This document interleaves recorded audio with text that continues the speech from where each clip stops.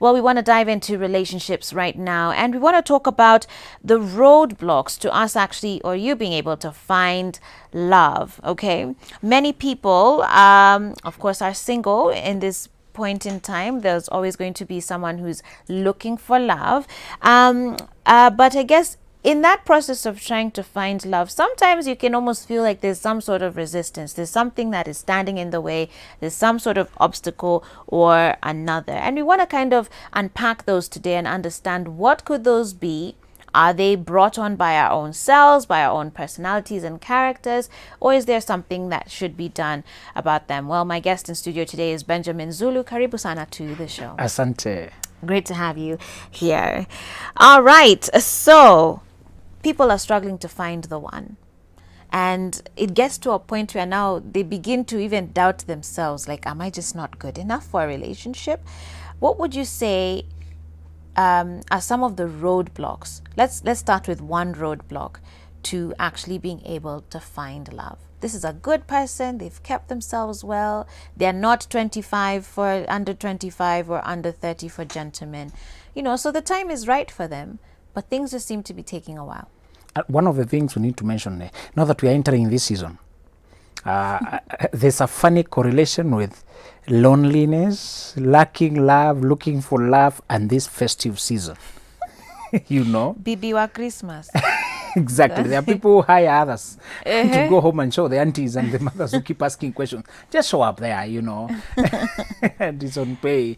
Yeah. There comes a time, this season is when people try to, the year is coming to a close and people are taking stock of what they've achieved and somebody's trying to remember what they've done. So in case last Christmas you were also searching, this Christmas has found you still searching, and you're wondering what's wrong, the first roadblock is fear. And Joyce, we cannot emphasize fear enough. Fear of intimacy, fear of trusting, fear of opening up, fear of being vulnerable, fear of being hurt, fear of being heartbroken again, fear of especially that which has injured you in the past, and instead of unpacking and processing it and healing, you hid it. Yeah. Don't talk about that. We need to remind people that you can be single practically. You can be very charming, but you're emotionally closed in. That alone. Fear of opening up and letting people know. And people pass by, and I told you the funny thing is, when you are very vibrant, and people begin to see you as everybody else. Oh, this lady is such a good colleague at work. Oh, such a good sister, such a prayer partner. Oh, she's such a mentor, mother figure. They see you about everything else. It's not as except romantic. A potential mate. Oh, In fact, they come to you for advice on how they can manage their relationships, how their careers can, and you're being given attention, but not the attention You're like, wanted. I'm here. Look at me. Exactly. Even a guy whom you thought you were flowing, he's coming to consult you about his funny relationship. Imagine. And going on. Do you remember that funny story when you were in a high school campus? The pretty girls were always in company of another less pretty girl who acted as a bodyguard. And when the boys are trying to come to the one, she's the one who is defending her. You have to go through that one to reach this one. In life, you can play that unenviable role of being the way to the ones who are being wanted. And you are not in the market. The problem here is you are afraid of being seen as available. One of the things I told you is, once flip your mind. Okay. To solve the problem of fear is accept to take risk. There is no love without risk. Those people are so, I don't want to be hurt. No, I can't risk being hurt again. No. If you're too afraid, the way you're afraid of being hurt, you're afraid of being loved. Okay. That fear blocks both. Okay, you won't feel pain, neither will you feel pleasure. Right. The way you build walls, you keep away everybody, including potential mates. Right. And this is primarily important for people who got their fingers burnt in the past. Who delved into dating immaturely, prematurely, without knowledge, without more so 23-year-olds. They are notorious for irrational, life-shattering decisions because they have graduated and they have a job and they feel they're mature, they're independent. But I'm featuring many. I've already in a show where I'm featuring many who tell me, I did not need any curriculum. I sensed myself, I'm still too young. I can't risk my dreams. I can't risk my heart. I could see my relatives, my friend. Everybody has a person around them who has messed up. Surely, Joyce, you just need to be observant. I tell people, in this country, in our generation, you don't need to be a genius to know what can go wrong. Just open your eyes. You hear enough stories, you see. So the first roadblock is maybe you are still alone because you're very afraid of taking the risk of loving and allowing yourself to be loved. Okay. All right. The second roadblock is ego. Now, ego is associated with the men, but I'm coming to women. when we see ego, men's ego, you know, the ego is that pride of sort of, you don't want to depend on anyone. The people work to be independent and they work to be self-sufficient, but it's not coming from a healthy place. I have always encouraged people not to go to love when they have nothing to their name. You need to develop yourself substantially so that you're bringing something to the table. But after you develop yourself, you're supposed to go and find another who has developed themselves. I was happy alone, you are happy alone, we are happier together, we are stronger together. Our union makes us now flourish, and we are not saying everybody must marry. We are saying if this is your goal, you're supposed to come when you have evolved to a certain extent to know yourself and where you're going. Now, ego is a block when you find yourself, you want to be loved, but you do not want to think yourself that you are weak, you are needy. You want to act like you're self-sufficient. At the same time, you're ambivalent because you wish somebody loved you, but the moment they at you, have you seen those people who you differ a little bit and they start to show you how much favor they've done you, inviting you in their life, and you have disappointed them, you know, and they even regret what kind of that ego talking. Yeah. And sometimes it sounds like it may sound like confidence, but the boundary between confidence and pride is narrow. But the difference is very wide, because pride is a person who is self-sufficient. At the same time, they also wanted to be loved. Yeah. Ego is a big block. For men, it manifests in form of wanting to say, this is my life, man. Yeah. And when men meet, we talk like that, but at the back of mind we know. And I told you why men's day is always low key compared to women's day. Is because the hero in our stories, women make us more than we make them. That's the sad story. In reality, we are supposed to build each other up so that we are celebrating each other. When the day for the guy comes, I'm so happy how much contributions done to my life. When the day for the woman comes, I celebrate. But when the day for the men comes, men abandon their families. They left their children out. They heartbroken women. So we are just politely quiet.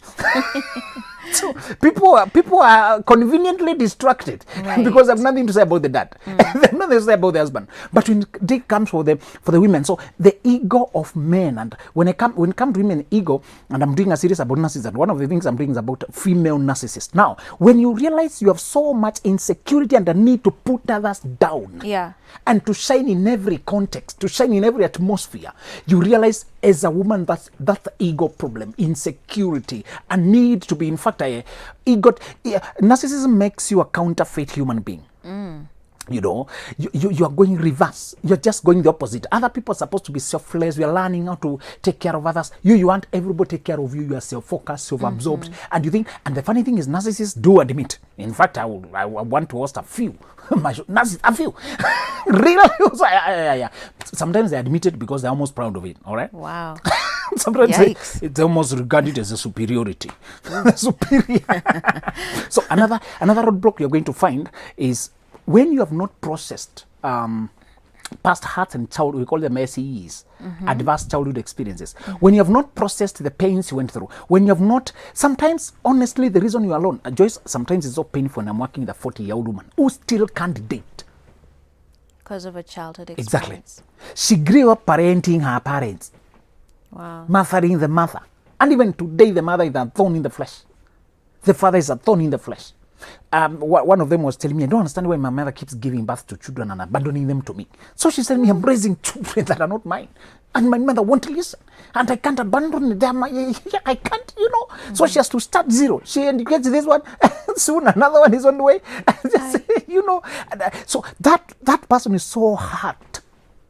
At some point, by midlife, they spend their life almost like asleep. That part of that's supposed to start their own family is asleep. They don't want to think that way. We start the program, I do life coaching. So we start the program, we're talking about the purpose of your life, talking about the healing, and then we are coming to dating. When you reach there, okay, can we take a while with this one? I'm not there yet. That place is still numb. Numb. So if you have not processed, if you have not gone through the things that could have held you back, things that, and sometimes it's unfortunate, Joyce, because you have to correct things that it's not you who made them go wrong.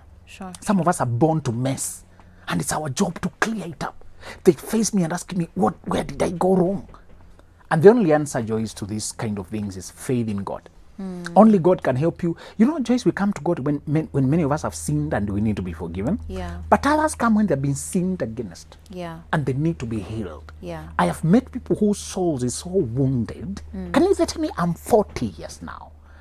All my life I've just been trying to deal with the mess at home. Successfully, I've educated them. Now they are married, they have their own families. But what has become of me? You know, but I can show her, you could have dated still. I have met men who are 45 and he's trying to start dating now because he was carrying his family. Wow. Especially firstborn sons or the most reliable son. And they have a very engulfing mother. A mother who engulfs them like the husband surrogate, call them surrogate husband. Minus the sex element, he plays the man in her life. And because she has authority over him, she wants to control him for as long as possible. Even when she finds a good woman he could marry, the mother that wants to see competition pushes her away to frustrate her. And that kind of man, if he's not aware, he will delay in life for mistakes not of his own. I love that you've brought that up though too, that sometimes our emotions, it's not always a science. Sometimes that's the whole essence of emotion is that vulnerability. Exactly. And I love how you've said there's some hurts that only God can actually sort out and heal. So very interesting pointer there. And maybe someone is watching and hopefully they're thinking that through. Maybe there's a hurt that has been in your life, and no matter how many times they say sorry or how much counseling you go to, it's really a decision by you to surrender it up to God and have him heal your heart as well. But we're going to take a break now, Benjamin. And when we come back, I want us to also talk about lust as a roadblock. Wow. Also control and insecurities. I think those ones are some big ones that we tend to hear quite a bit about here on the show. So 111 is the SMS line. Also comment on Facebook at Switch TV Kenya, and I'll be back after this.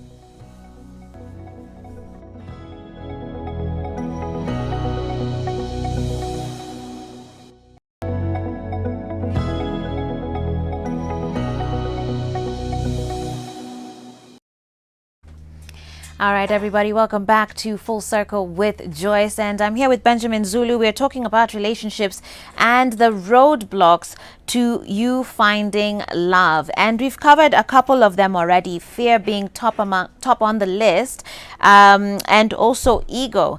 But I want us to dive into a few others as well. And maybe we can begin with relationship checklists.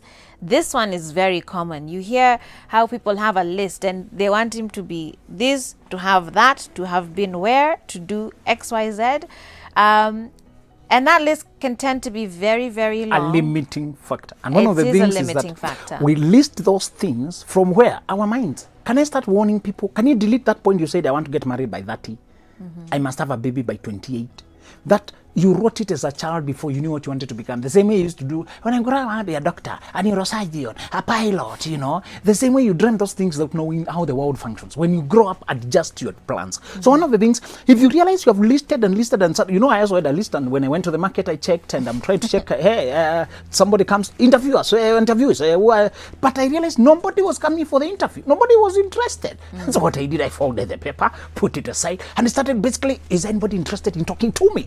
Can you start by asking what you are bringing yourself?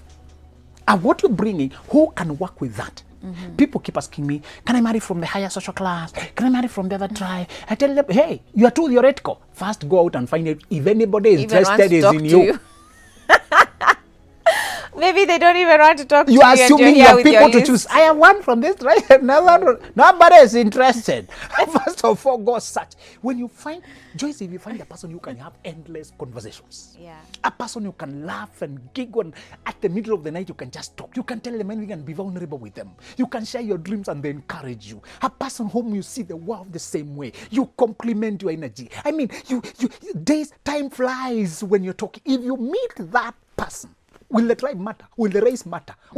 I tell them you are too theoretical. First go to the market.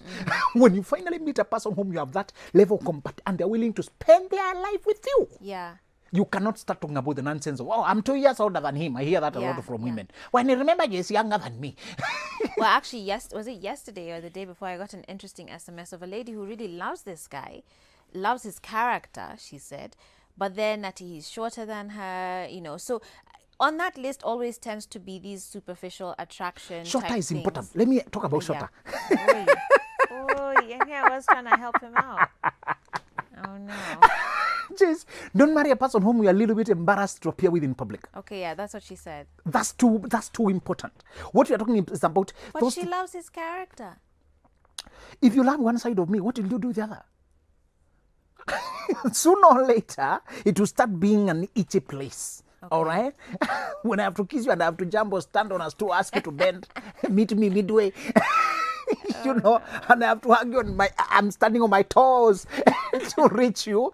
Sometimes, again, we are not saying you ignore your appetite or your flavor or your preference, because love sometimes is vain like appetite. Why do you like rice more than ugali or githeri? You can't give us a scientific reason. It's just my preference. I grew up with it, So those things of I like the way, and I did not know that myself. Yeah.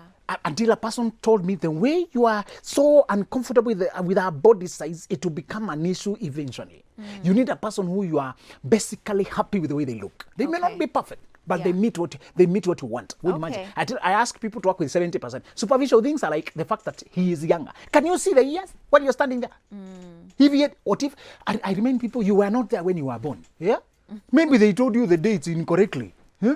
Sometimes even your mother was not aware. She was given papers later. Oh, it was on Wednesday when you... So don't give too much superficiality to tribe differences, comment differences, social class, age. When you realize both of you you do rhyme, you flow. Remember, you might never... And I tell people, if you obey your father and your mother, you fear them, because then you can't marry from that tribe. Remember, you miss this person for life. And you'll end up being bitter with yourself, bitter with your parents. The moment my parents tell me you can't marry this girl, they're declaring enmity against me. Yeah.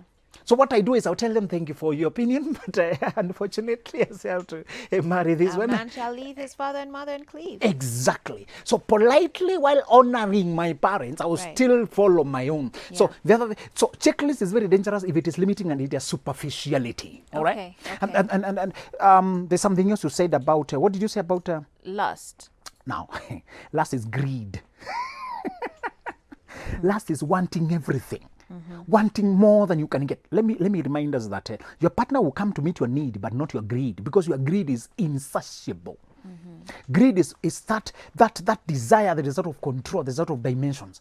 With men, it manifests in terms of, he has in his head, this girl was a blonde face like Joyce, but he has cute legs like Mary. He has the hips like Immaculate. Then you put together a concoction, a cocktail of a woman who does not exist. And now you start looking for that. And then every time you see a woman who has that element, you after her. Say that you after her. That is lust, that's not love. Love is a combination of learning the person's personality and how they look. And together you say, this is the best I can find in this life. I hope we reminded people that this world was never meant to meet every desire of yours. Right. It's impossible. Vitu zingine ngojea mbinguni. Okay. For ladies, it is wanting a guy who has cars and money, at the same time wanting a guy who has character and stability. We are not saying cars and money are not compatible, but you're saying some achievements come over time. Get a person who has the capacity, the potential to move with you and then grow with them. But let's differentiate the difference between small beginnings and a stuck brother. Okay. We encourage you to start with a brother who's starting out in life. Yeah. But the difference when a brother is starting out is that he's hardworking, he's driven, he has a vision. You can see that he is on the move. He does not have money. The similarity is that the stuck brother, the lazy one, also has no money. So they have little or no money. And you have to support them yourself. Okay. But the difference is the lazy brother is contented and settled. And you can't sense a drive. He keeps saying, small beginnings. Don't worry, future will be bright. You keep saying, I'm taking things slowly, one day at a time. You can't force things. What can you see for next year? You can't force future. Just flow with the flow. You never know what happens tomorrow. A person who is vague and uncommittal and evasive, that's a very dangerous person. In fact, you carry them, you'll have to pay every bill. It's you will carry the weight. Wow. The same way the person is addicted to alcohol, addicted to funny things like, many women, addicted to gambling, you carry a person who is addicted to anything, you're also carrying the addiction with the package. Yeah. But a person who is driven, but they're not there yet, but you can see the potential. It's a discernment, and we must all have the discernment. Yeah. All right? Yeah. Absolutely. I want us to move on to another roadblock right now, which is control. Now, control is a reverse form of fear. Control is when I'm afraid of letting you, releasing myself and yielding and submitting. You hear those women who rail against submission? They say, no, there's nothing. They mistake submission with subduing. Yeah. To submit is to voluntarily yield to the authority of another and subordinate yourself, take a supporting role in context. Remember I told you, my woman cannot submit in every context. in context generally I'm the leader, but in some areas she's better than me. Like let's say designing the house, designing my own clothes, the food, deciding something, she's way better. So it's me to submit to her leadership in that context. You get it? But in terms of other things, like let's say like the financial drive for the family, the projects we need to do, I am the one taking the leadership there. She will contribute, so of course. The car cannot be driven by the two people at the same time. So if you have a problem letting another take lead in anything, and you're so afraid, most of those who grew up to see your parents, like your father, drop the ball and the family collapse, and you're so afraid of trusting another. You must control. What did you do with that money? No, I can't. No. That control can be very repulsive. Right. The cure is find therapy. The moment you realize, or people give you feedback, you're too much controlling, you're too afraid of this, you keep interfering, you keep messing. The moment you see that, seek therapy quickly, because it can delay you. Okay. Remember, we said if you do not deal with childhood traumas, your relationships will expose them. Yeah. Okay? Yeah. Somewhere. That's the interesting thing about love. It's like, imagine a bird, a little bird in your hand. You don't want to squeeze it too tightly. You'll suffocate it. That's right. too much control. You'll You're right. suffocate it and you'll kill it. And as soon as it has any freedom, it will fly off. Exactly. At the same time, you don't want to hold it so loosely. You're like, so that it's like you're not interested. there. You're not. Your presence is not felt. It will So also it's the fly balance away. of being engaged but not being enmeshed. All right? It's the balance of us being connected but not swallowing each other up. Yeah. We said love is a dance. It's not an embrace and we are there holding. It's a dance to the same rhythm. You know, if you view life as a journey, a lover is a person with whom you stumble through life with. A person you're doing life with, walking the journey of life with, talking. And that's why I tell people, Joyce, can we warn people keep telling me, this guy loves me, but he can go 3 days without talking to me. What do you call love then? I think he loves me and I also love him, but he does not support me in my projects and does not give me anything. So define why you say he loves you. Yeah. Love is communication. We are doing life together, Joyce. Yeah. We must talk constantly. I mean, except when there's a reason. And after every 1 or 2 hours, I miss to update you. I miss to check on what you're doing. It's not supposed to be forced. It's not supposed to be me demanding, please talk to me. No, it's supposed to be a flow, a natural flow. And just, I tell people, you know this is a true person when there's more giggles and laughter and easy and joking and ease and innuendos and glances. And when you're in a crowd, something happens and you glance at each other because you know that reflects something you say. Yeah. You're doing life together. That is what, you cannot go silence a whole day. Another day. No, there's no love there. And I tell those people who get annoyed and they go quiet that long. Remember, you are piling up things. Another problem can happen. And I do not say it is not possible. I've realized women are fond of going quiet, Cold War, when they're annoyed, when they're in a bad mood. I do not take away that right. But please, let us know you just needed a time. Let us know it's not about us and it's not a cold punishment. What about if we move on to insecurity? Insecurities is when you have that paranoia and imaginations, and when I'm away from you, imagining who I am with, and you cannot imagine, and you might check my phone, I might check that. That thing, Joyce, is very, very anti-charming, anti-seductive. It pushes me away when I feel suspected. Another problem is you might push people to do the very thing you're suspecting them of, because I think I'm already being punished without doing it. I might as well do it, so that I endure the punishment with courage. So if you realize you have unjustified fear, and we are not saying we are not supposed to be cautious and watchful, okay? We must be territorial and take care of that which is ours, all right? That is a healthy thing. Every love is territorial. You safeguard that which is yours. But when you realize that every time you are afraid, every time your fear is disproportionate to the suspicion, now you need help. You need therapy. You need healing. You must, and I must warn people against going to talk to people who also don't know what you're talking about, and they don't know how to say when they don't know. Joyce, this, especially the brethren who are evangelical, they don't know their limits. They'll convert everybody to a demon and satanic bondage and an offering and a prayer and a fasting. And you're just dealing with insecurities that have a root in past experiences in your life, that have root in things you've seen. And I want to warn people who consume too much media of soap operas and betrayals. You begin to think the world operates like that. Tell them. Some people just into these love novels and soaps, and you watch so much, you begin to think that's how the world operates. So either you begin to expect me to show up like Ringo, like Alejandro, or to some day vanish The same way they always vanish. You think we're acting. You don't know that was an act. Their real life doesn't look like that. Yeah. But when you consume it too much, it informs your subconscious. The subconscious is very dangerous. It swallows what you expose to it continually. Sure. And it becomes your frame of reference. It becomes your way of operation. So the warning here is, can you check if you hear your partner complaining, or two people giving you feedback that you are unlovable, something is wrong, be very careful. Go seek therapy. And can we normalize seeking help? Yeah. Can we make it ordinary? That the same way you can suffer toothache and you go to a dentist, and the same way you can suffer heartache, delay in finding the right one, and find life coach. In Kenya, we are not yet used to them, but I said one reason we are that word is because we do not value the things that the people value to become healthy. Mental health is paramount. You know, love is a matter of the heart. When you are disturbed in your love life, you can't be balanced even in the workplace. Yeah. Every now and then you stare into space. Have you seen those people? You leave them and they stare into space. A blank. But I want to ask you about something you've mentioned there as far as our subconscious. And I think it's very important because, and I've mentioned this before here with you, there are those people who are surrounded by people who've had bad relationships. But you know how every squad sort of has their king or You're their right. queen? You're right. And that queen is, of course, saying how all men are dogs and na. Those things also seep into your subconscious. Exactly. And if you're not careful, you're using someone else's negative experience to block your own positive experience, because you're allowing the things that they say to get into your head and to influence how you think about other people. One lady told me her mother has 8 sisters. There are 9 girls and all of them are single mothers. Wow. And I told her, the chances of you becoming a single mother are 90% if you don't change your mind, because that is your normal. Yeah. And before we finished the degree, she had a child. She was a single mother.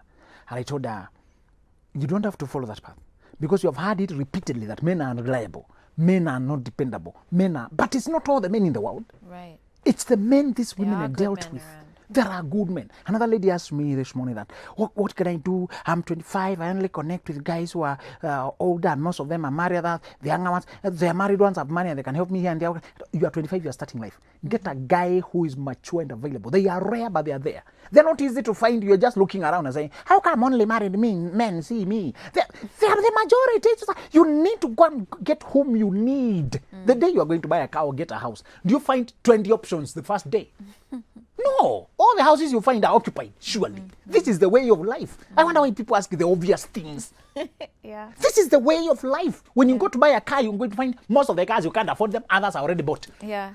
The cars that are available for you is always a search. It takes work. Yeah. So you must not only have the money or the capability or the virtue of being a wife, but also engage and be patient. It can take a year or two, because this is a lifelong thing.